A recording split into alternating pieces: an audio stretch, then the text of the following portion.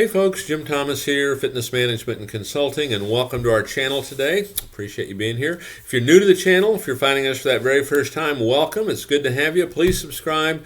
Please hit that like button. And to learn more about me, learn more about my company, and how we can help take your business that next level, please check out those links below.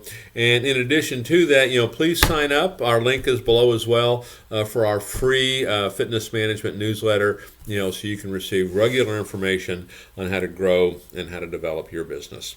And so with that said, let's get into our topic here today, and it's the 5 biggest gym sales mistakes to avoid. The 5 biggest gym sales mistakes to avoid.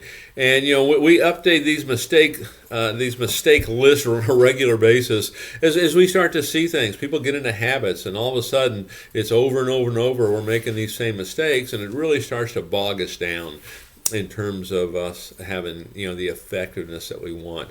So our latest and greatest 5 biggest gym sales mistakes to avoid. And these are things you want to know. Number 1, hoping for leads. Hoping for leads. I kind of frame this as we wait for things to happen instead of making things happen. And the thing is, when it comes to hoping for leads, we're going to get lots of leads. It's going to be busy. We need to generate these leads. At some point, if you're not generating, that pipeline's going to run dry. And it doesn't matter how good you are or how great that facility is. If we don't have folks to talk to, it's not going to do you a bit of good. And so we need to have strategies in place to be producing new leads on a regular basis. We have to keep that pipeline full. Make sure you're writing your plan of action. And you can actually search the channel here on how to write an effective plan of action and how to do that. So no hoping for leads. Let's make it happen. Let's don't wait for it to happen. That's number 1 on biggest mistakes, and that's huge. Number 2, trying to educate your prospect. Trying to educate the prospect. Literally, I've gone in and shopped clubs. I've had some sales reps almost tell me how the bike was built, okay, and how it's going to help me get the results I'm looking for. And so don't try to educate your prospect, okay? There's a difference between selling and educating, okay? Selling, the way we define it here, it's about solving problems, it's about providing solutions, it's about building value. What we're trying to do here when that customer comes in, we want to show them how we can solve their problems. Okay, we want to identify some things that they maybe not even thought about on how we can help solve their problems. How we can provide solutions. The whole idea of educating your customer, this is a long process and everybody's involved. It goes on forever. Okay, the job of selling, different story, solving problems, providing solutions, building value. So don't go on education overboard, with your prospects. Number 3, pitching your offering, okay? And let me tell you what I mean here, okay? Showing prices, showing membership prices. One of the biggest mistakes is people jump into it too quick, okay? And I get it. I'd love to be able to do that. Let's just jump right into it and let's get going here, okay? But the problem is we have to take that time to build value. We have to take that time to provide solutions and solve problems for the customer, okay? Because ultimately what we want to have happen here, we want the cost of not joining needs to be higher than the cost of joining. So if they don't make that decision or aren't sure, there's a cost there, okay? So we have to take the time to build that value. We have to take the time to solve problems, provide solutions. Don't just jump into the price, okay? Number 4, kind of along that same lines a little bit here, because this is an area that really gets kind of bumpy for a lot of folks. But what I put on my list here is going for the close, okay?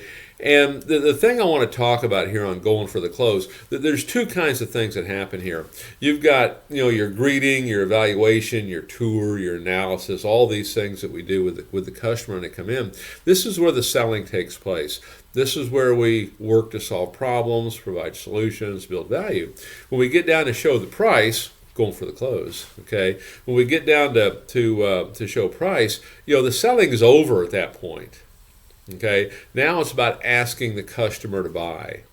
Okay, and we need to be comfortable with this, and a lot of people aren't. And in itself, that's the mistake. Okay, we have to practice this enough We have to memorize this enough so that we're free to be ourselves. That's what we're trying to do here. And just a couple things on this when you're kind of going for the close, when you're asking the customer to buy, okay?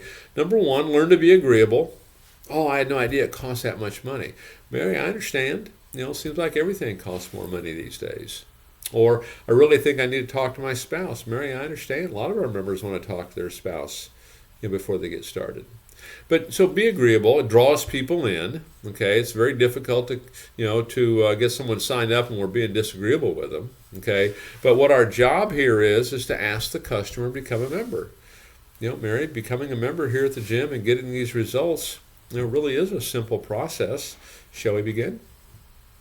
Okay, and so that's how you kind of want to approach that. Okay, be agreeable and just know our job is to ask. Okay, if you don't ask, you know, the answer is always no. But here's the other thing I want you to think about when we kind of go for the close, is when a person is telling you no, or they're giving an objection, okay, or they're essentially saying something that indicates they're not going to do it, is what they're really telling you is that based on what you want to charge them, it's not worth it. That's what it is. I mean, our job is to build value and solve problems, provide solutions, right? If we're doing that, I mean, money's not necessarily the issue in many cases if we're doing that, okay? But if we're not doing that, it does become the issue, okay? And so if they're saying no, what they're telling you is this: I don't see the value in it, okay? And that's on us. We didn't build the value, okay? We didn't show the customer how we can solve their problem, because you can't put it back on the customer. Okay, you know, the accountability always has to stay here. There's really no other option on that one. Okay, and that kind of leads me into number 5 here. But blaming, you know, the marketing plan, or blaming the market, or blaming circumstances for lost business. You know, it's not the club, it's not the price, it's not the owner, it's not the competition, it's not anything. It's you. And the reason that has to be true, I don't mean that in a bad way, but the reason that has to be true is you are the only thing you have absolute control over. Okay? And all those things that are happening out there, they're either problems or they're opportunities. And how we choose to view this is how it's going to be. If we view these things that are happening as opportunities, they indeed will be. If we view them as problems, well, guess what? We're going to have a lot of problems. Okay? So don't find yourself blaming other things for the reason we're not having success. Accept accountability. If it is to be, it's up to me. And again, the reason that's so important, it's the only thing you have absolute control over. Okay? It's, you know, our thoughts are going to create reality, is really what's going to happen. You can have the exact same thing right here. One person sees it as a problem, one person sees it as an opportunity. Be the person that sees it as an opportunity and act on it. So, folks, my name is Jim Thomas. My company is Fitness Management and Consulting. Appreciate you being here at the channel today. If you've not yet done so, you know, please subscribe. Please hit that like button to learn more about me and my company and how we can help take your business to that next level.